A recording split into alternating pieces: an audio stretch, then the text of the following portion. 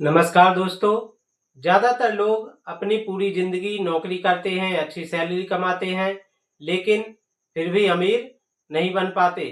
और वहीं कुछ लोग ऐसे होते हैं जो धीरे-धीरे बहुत अमीर बन जाते हैं। दोस्तों, ऐसा क्यों होता है?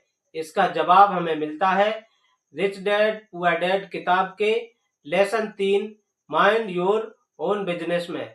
इस लेसन में रिच डैड बताते हैं कि अगर आपको अमीर बनना है तो आपको सिर्फ अपनी सैलरी के ऊपर निर्भर नहीं रहना चाहिए। आज की इस वीडियो में हम समझेंगे माइंड योर ओन बिजनेस का असली मतलब क्या है, अमीर लोग कंपनी क्यों बनाते हैं और इस लेसन से हमें क्या क्या सीखना चाहिए। जब रिच डैड कहते हैं माइंड योर ओन बिजनेस, तो इसका मतलब ये नहीं है कि आप सब कुछ छोड़ करके अपना बिजनेस शुरू कर दो। इसका मतलब ये है कि आपको अपनी नौकरी के साथ साथ अपने एसेट और बिजनेस बनाना चाहिए। ज्यादातर लोग क्या करते हैं, वे पूरी जिंदगी दूसरों के लिए काम करते रहते हैं, लेकिन अमीर लोग अपने लिए बिजनेस और एसेट तैयार करते हैं।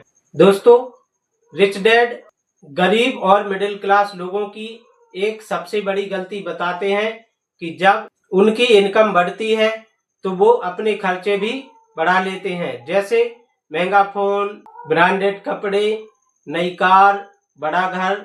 इस तरह से उनकी जैसी सैलरी बढ़ती है वैसे ही वो अपने खर्चे भी बढ़ा लेते हैं और उन्हें लगता है कि ये अमीरी की निशानी है, लेकिन वास्तव में ये सब लायबिलिटी है। दोस्तों, अमीर लोग बिल्कुल अलग सोचते हैं।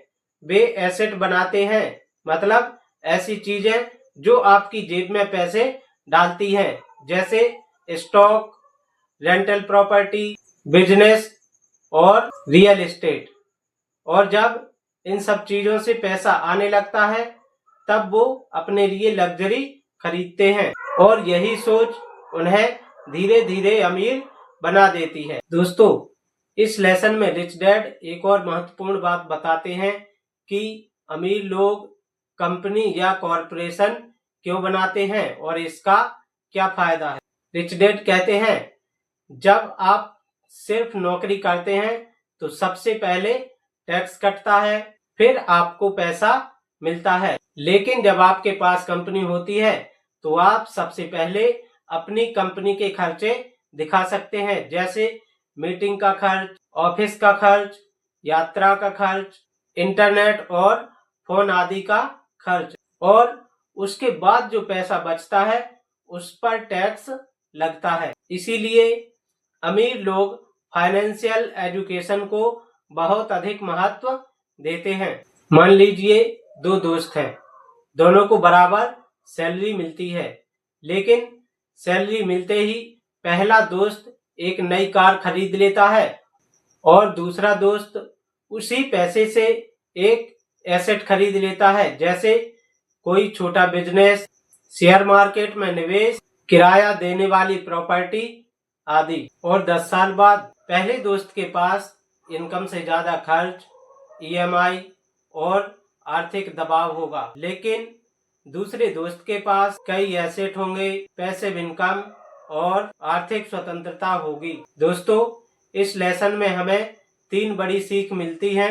नंबर 1, अपनी नौकरी के साथ साथ एसेट और बिजनेस बनाओ। नंबर 2, लग्जरी से पहले इन्वेस्टमेंट करो। और नंबर 3, फाइनेंशियल एजुकेशन को समझो। दोस्तों, अगर आपने ये 3 बातें सीख ली और अच्छी तरह से समझ ली तो आपकी फाइनेंशियल लाइफ धीरे धीरे बदलने लग जाएगी।